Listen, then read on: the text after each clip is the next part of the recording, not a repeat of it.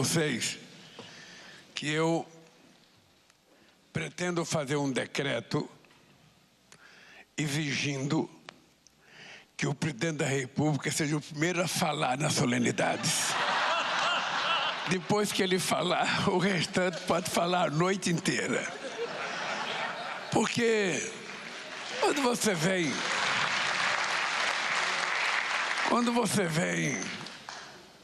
numa solenidade, inauguração de estúdio, é importante lembrar que eu sou da cidade em que tem um estúdio chamado Vera Cruz, que produziu muita coisa no cinema brasileiro. Aliás, é importante lembrar que meu partido foi criado no Vera Cruz. É importante lembrar que nas greves de 79, Elis Regina, Gonzaguinha, Chico Buarque, iam todo mundo fazer samba lá para que a gente arrecadasse dinheiro para o fundo de greve na Vera Cruz. É importante lembrar que a CUT foi criada na Vera Cruz. E é importante lembrar que... Mas, queridos companheiros e companheiras, eu não vou aqui repetir a nominata. Eu queria, cumprimentando a Marieta Severo e o companheiro Pitanga, cumprimentar todos artistas que estão aqui. Todos. E por que os dois? Porque são os dois mais experientes que estão aqui. Não falei mais velho, mas os mais experientes. Bem, também eu queria alertar vocês que quando eu fui pedir a Janja em casamento, eu pedi ela para ela mesma. Aí eu falei para a Janja, você precisa tomar cuidado, porque quando a gente passa dos 70, a gente costuma ser repetitivo. Então, se você perceber que eu estou contando a mesma história para uma pessoa, me alerta que eu já contei. Mas se por acaso eu estiver conversando com uma pessoa tão velha quanto eu, não precisa lembrar, porque se eu conversei com ele na semana passada, ele também já esqueceu. Então, novidade. A outra coisa que eu queria falar para vocês é que eu acho que nunca antes na história do país os companheiros ligados à indústria da cultura ouviram tantas notícias boas como ouviram aqui hoje. Nunca.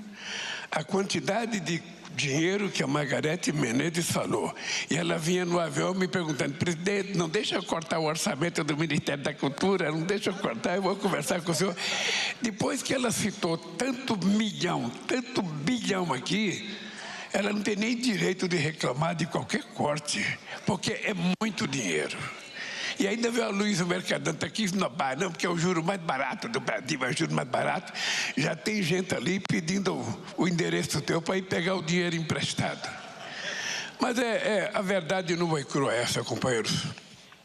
Quando vocês têm na presidência da República um presidente que não sabe tudo, fica mais fácil lidar com ele. Porque quando o cara sabe tudo, tudo que você propõe, ele vai dizer, isso eu já ouvi, isso eu já vi, isso não deu certo, isso não vai acontecer. Quando é um cara como eu, tudo que me fizer de proposta eu acho boa. Eu vou estudar, eu vou ler, eu vou discutir. Eu aprendi com o Cacique Raoni, numa palestra que ele estava na presidência da República, a nossa ministra estava falando da política de saúde para os indígenas, e o Raoni falou, sabe, eu não entendi nada. Eu não entendi. A senhora pode me explicar? Aí a nossa querida Nícia foi explicar para o Raoni. Quando terminou, ele falou, está vendo? Se me explica, eu entendo. Então, eu costumo fazer assim com as coisas. Eu não conheço de tudo, mas não duvido de nada. Eu acho que tudo que é proposta, a gente tem que estudar, tem que ouvir uma opinião, 2 opiniões, 3 opiniões para a gente colocar em prática. Eu nunca acreditei o Ministério da Cultura e Esporte. Ou o cara é do esporte ou é da cultura. Não dá. Eu nunca acreditei no Ministério da Cultura e da Educação. Embora a educação também seja cultura, cultura é cultura e não dá para misturar. Eu, para valorizar o Ministério da Cultura, levei 2 baianos. Levei o Gilberto Gil no primeiro mandato, depois o substituto do Gilberto Gil também era baiano, e a Margarete Menezes. Para mostrar o quê? Para mostrar que a gente vai tratar a cultura com a seriedade, com o respeito, e que a competência que ela é sendo tratada no Brasil, porque um país que não tem cultura, um país que não investe na cultura, na verdade não se transforma num país. O povo não é povo, é massa de manobra, porque a cultura politiza e refresca a cabeça das pessoas.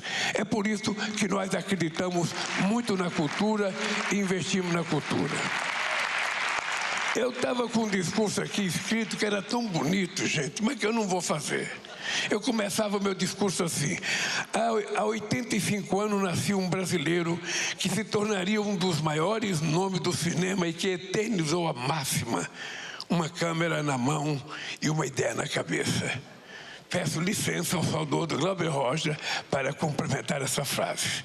A história do cinema brasileiro que celebramos hoje foi e está sendo escrita com câmaras e ideias, sem dúvida, mas também com muito suor, com uma criatividade única e com a diversidade cultural mais bela e rica do nosso planeta, que é a nossa cultura brasileira.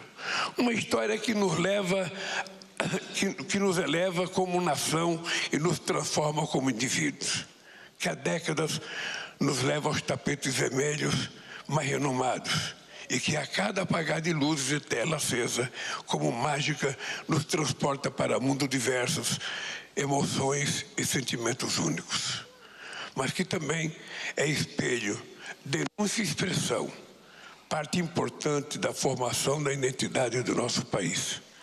Cada filme brasileiro é uma janela para a nossa alma.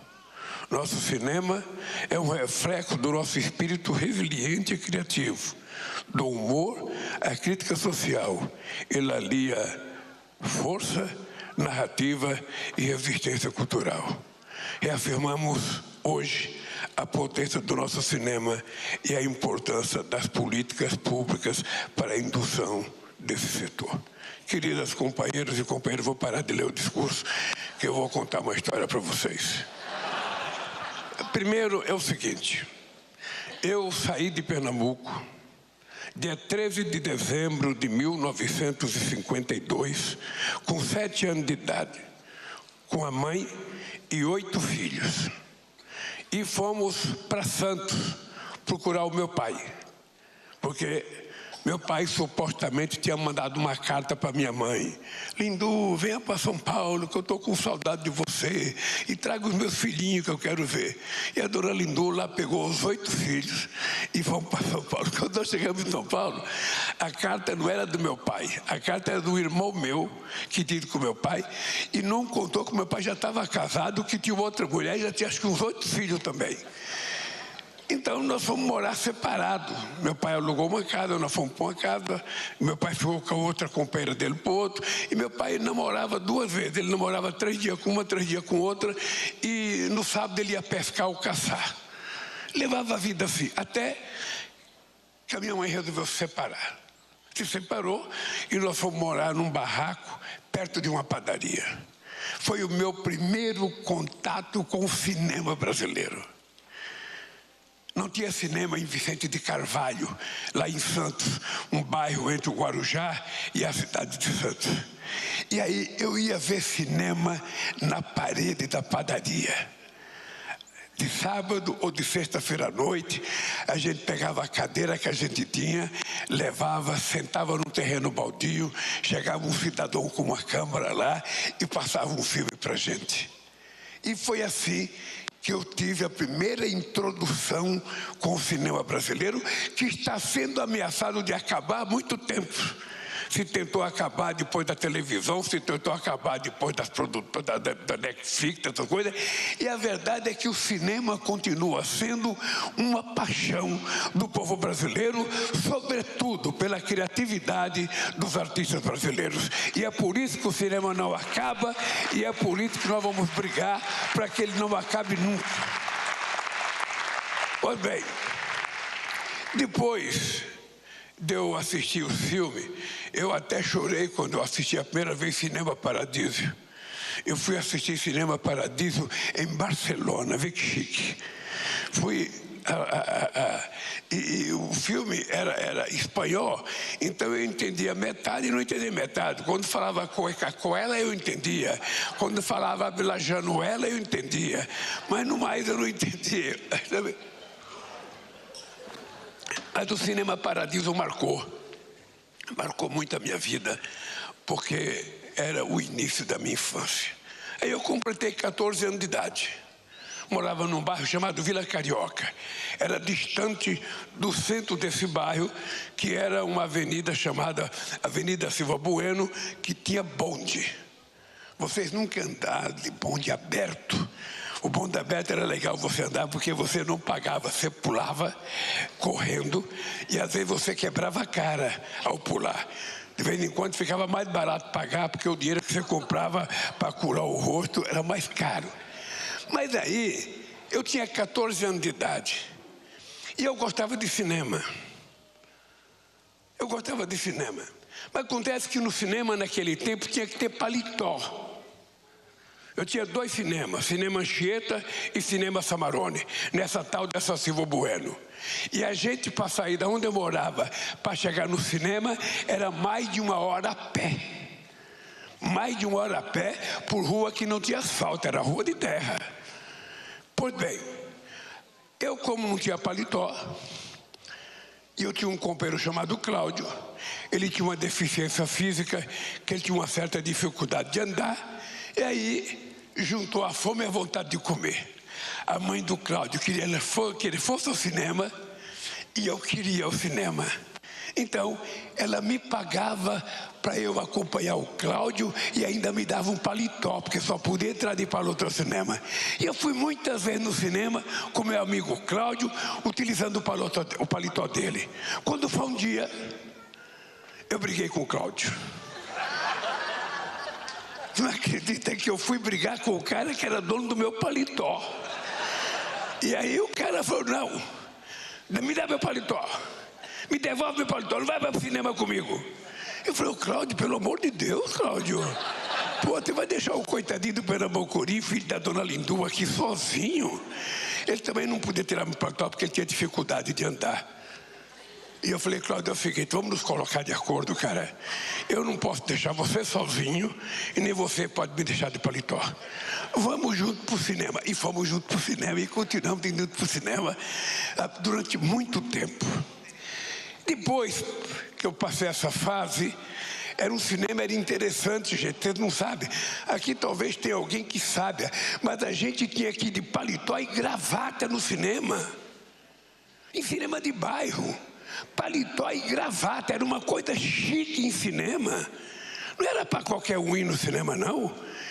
E, por bem, passou o tempo, eu virei presidente do Sindicato dos Metalúrgicos de São Bernardo do Campo. E quando eu virei presidente em 1975, nós criamos algumas coisas no sindicato. A primeira coisa que nós criamos foi um hábito cultural.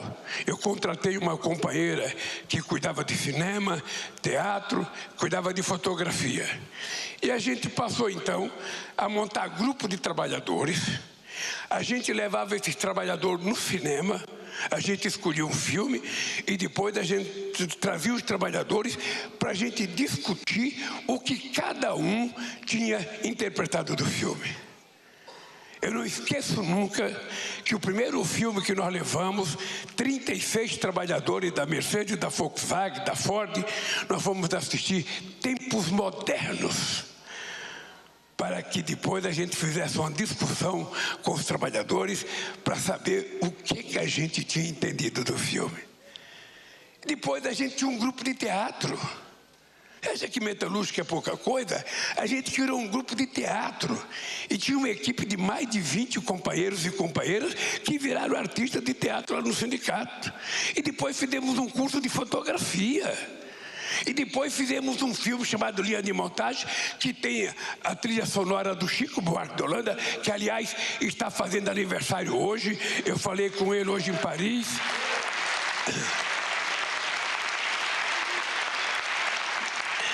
Bem, então nós fizemos esse filme, Linha de Montagem, que conta a história das greves de 79 e 80. É um bom filme, onde eu apareço muito. Bastante, então eu estou aparecendo muito. Depois nós fizemos um filme sobre acidente de trabalho, também no sindicato. E depois nós ajudamos muita gente com esse negócio de cinema. Depois do Renato Tapajós, trabalhou muito tempo conosco, todo mundo aqui conhece o Renato Tapajós. Eu depois passei um bom tempo trabalhando com um filme do Jorge Furtado chamado Ilha das Flores, tentando fazer as pessoas entenderem, para politizar o pessoal.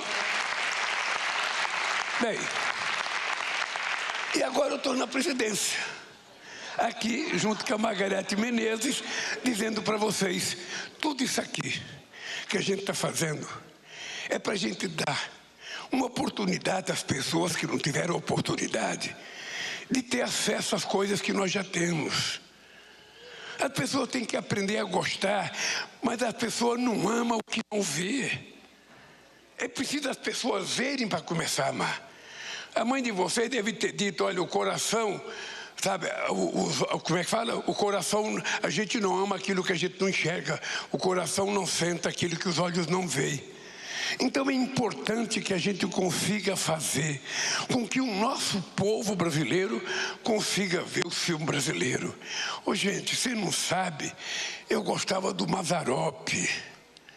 Eu fui conhecer o estúdio do Mazzaropi em Taubaté. Sabe, era uma coisa tão rica. Hoje, quando eu ligo a televisão, às vezes passa um filme velho lá, o Mazzaropi, os meus filhos todos estão na sala comigo, levantam e vão embora. Eu fico sozinho, mas eu assisto por uma questão de fé, por uma questão de compreensão de que é preciso valorizar o cinema brasileiro. Aquelas outras coisas cheias de gente fantasiada, cheias de tiro para lá e para cá, não, eu gosto mesmo de coisa brasileira. Enredo das coisas, as coisas bobas que a gente faz, as coisas boas que a gente faz. E é por isso que a nossa querida Margarete Menezes sabe, no governo do presidente Lula, não faltará, em algum momento, disposição para que a cultura se transforme numa indústria, não apenas de cultura, mas numa indústria para gerar oportunidade de desenvolvimento para milhões de pessoas que, através da cultura, poderão alcançar aquilo que talvez não alcançasse em outra atividade. Porque a cultura exige inteligência, exige criatividade, exige perspicácia e, sobretudo, exige competência. Porque quem não tiver competência não vence a vida. Você tem que ter alguma competência e a cultura exige muita competência, sobretudo a competência de você atrair sobre você aquilo que você quer despertar nas pessoas. Então, eu tenho dito para a Margarete Menezes que a gente vai cuidar com muito carinho. Eu já sou na história do Brasil, veja que engraçado, eu sou na história do Brasil o presidente que mais investiu em educação, que mais investiu em ciência e tecnologia, que mais investiu em institutos federais. No governo meu e da Dilma, se vocês analisarem bem, 99% das coisas culturais foram aprovadas no período que nós governamos esse país. Quando nós saímos, é como se tivesse passado uma praga de gafanhoto. Acabou. Eu vou contar uma bobagem para vocês. Quando resolvi criar o Ministério da Pesca, é porque o Brasil tem uma costa marítima de 8.000 quilômetros de costa marítima, de água. Apesar que o Brasil, ele tem que tomar conta de 5.300.000 quilômetros quadrados, porque o Brasil tem uma área marítima muito maior do que a nossa fronteira marítima. Pois bem, Nós temos 12% da água doce do mundo. Temos rios extraordinários. E por que o Ministério da Pesca estava ligado ao Ministério da Agricultura? Quando eu resolvi criar o Ministério da Pesca, eu falei, pô, peraí, eu não conheço ninguém pescando em terra, pesca-se na água. Então, se o cara não planta na água, planta na terra, então, que se plante o Ministério da Agricultura, mas que se crie o Ministério da Pesca. O cinema é a mesma coisa e a cultura é a mesma coisa. É preciso enraigar na cabeça das pessoas a ideia da força, porque se a gente não fizer isso, eles desmontam. Ô, gente, eu estou há 1 ano e 7 meses no governo. 1 ano e 7 meses. Nesse 1 ano e 7 meses, a gente passou 90% do tempo reconstruindo a coisa que já tinha construído e que eles desmancharam. Não deixaram pedra sobre pedra. E nós estamos reconstruindo. E vamos reconstruir. Eu já fiz nesse 1 ano e 7 meses mais políticas públicas do que eu fiz em 8 anos passados. Aí você pode me perguntar, mas eu não vi ainda. E não viram mesmo. Porque você não come jabuticaba no dia que você planta. Você planta, aduba, joga água e espera um tempo e você vai colher. E este ano é o ano da colheita que a gente vai fazer neste país, das políticas que nós queremos construir. E ela começa com um ato como esse. Ela começa com ato como esse, porque eu sou da turma em que artista, cinema e novela não é para ensinar putaria, é para ensinar cultura, é para contar história, é para contar narrativas e não para dizer que nós queremos ensinar as crianças a coisa errada, queremos fazer isso com criança, com jeito. Não, nós só queremos fazer aquilo que se chama arte. Arte. Quem não quiser entender o que é arte, dane-se, porque nós queremos muita arte, muita cultura e muita disposição das pessoas participarem. O que nós não podemos é ter medo de fazer esse debate. O que nós não podemos é ter medo de fazer o debate. Muitas vezes aparece um maluco aí falando bobagem, gritando bobagem, xingando bobagem, a gente fica quieto. Não, nós temos que defender o nosso direito. Eu lembro que uma das lições que eu aprendi na vida foi aqui no Rio de Janeiro. Uma vez eu vi aqui, os artistas de teatro estavam em greve. E me convidaram para ir numa greve, numa assembleia, era de noite, era numa rua meio esquisita, e tinha os artistas falando, e as pessoas não podiam bater palmas, as pessoas ficavam assim com o dedo. O cara falava, e o pessoal... Falei, gente, isso não vai dar certo, porra. Ninguém vai atender a reivindicação de vocês. Ninguém vai atender, ninguém grita, ninguém xinga, ninguém bate palma com força, sabe? Aí eu comecei a falar com a gente, vamos gritar, vamos fazer barulho. Não, mas não pode acordar os vizinhos. Porra, como é que você quer ganhar uma guerra sem fazer barulho, cara? Não, nós temos que fazer barulho para as pessoas saberem que nós existimos. Nós existimos. E essa existência nossa tem que ser carimbada todo santo dia. Por isso eu queria terminar dizendo para vocês uma coisa, companheiros. Vocês podem ficar certos. Nós temos 2 anos e 5 meses de mandato ainda. 2 anos, nós temos mais do que nós já fizemos. E pode ficar certo uma coisa, a gente vai recolocar pedra sobre pedra nesse país e a gente vai transformar a cultura numa indústria poderosa. Agora que o Lulinha disputou o Festival de Cannes, eu não vi o documentário, mas eu ouvi dizer que eu estava lá. Eu ouvi dizer... Então, eu só acho isso, gente, esse país precisa de uma chance. Sabe o que acontece? O Brasil precisa de uma chance. Tem que ter uma geração que acredita no Brasil. Tem que ter uma geração que acredita, que briga por isso. Hoje eu fui lá no ato da Petrobras para dizer, porra, quantas vezes tentaram acabar com a Petrobras? Quantas vezes tentaram negar que a gente não tinha direito a petróleo? E toda vez que a gente cria uma coisa, privatizar a Eletrobras era uma empresa poderosíssima e uma coisa estratégica para o país, que a energia não privatizaram, fizeram uma política de lesa pátria. privatizar a Vale, quiseram privatizar o BNDES, quiseram privatizar o Banco do Brasil, quiseram privatizar a Caixa Econômica. Faz quantos anos que tentam privatizar o Correio? E sempre tirando a ideia de que o que é público não presta, ali só tem vagabundo, o pessoal é marajá, o pessoal não trabalha. E a sociedade vai acreditando nessas bobagens e nós não brigamos. Por isso é que quando eu pedi a Joia de casamento, eu falei para ela, baixinha, se prepara que você vai casar com um pernambucano. E eu tenho 70 anos de idade, 75 na época.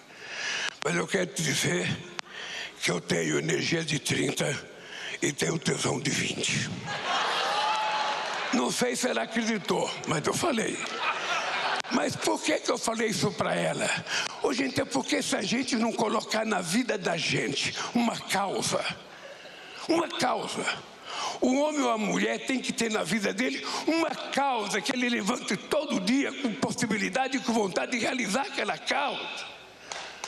Todo dia nós temos que levantar com vontade de fazer alguma coisa. A gente não pode se entregar. Eu estou perto de me aposentar. Eu não vou me aposentar. E já falei com Deus, só me leve daqui. Eu aprendi com Suassuna. A dona Caetana nem veio aqui. Ela que procurou outro espaço, porque eu quero viver 120 anos. Goste quem gostar, vou durar. E quero, porque eu tenho que fazer as coisas, gente. A gente tem que acreditar fazendo as coisas. Fazer cinema é uma crença.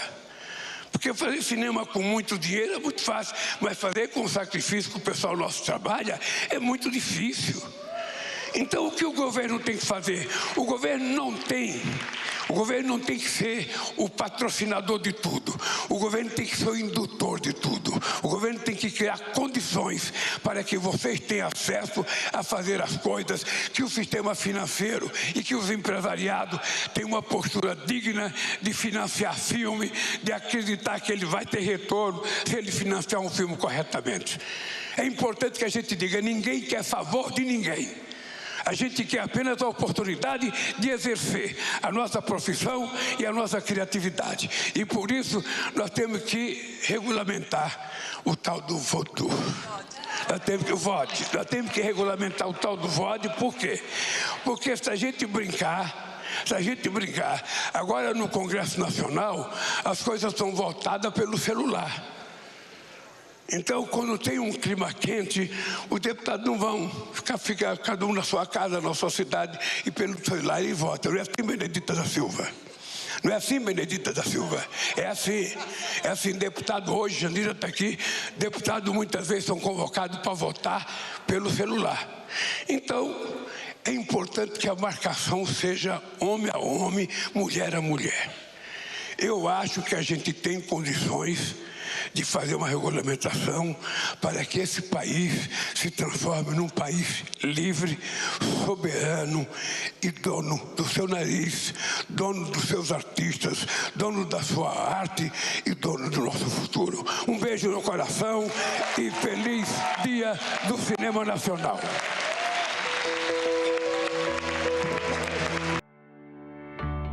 Poder Monitor. Acesse agora e ganhe 30 dias grátis.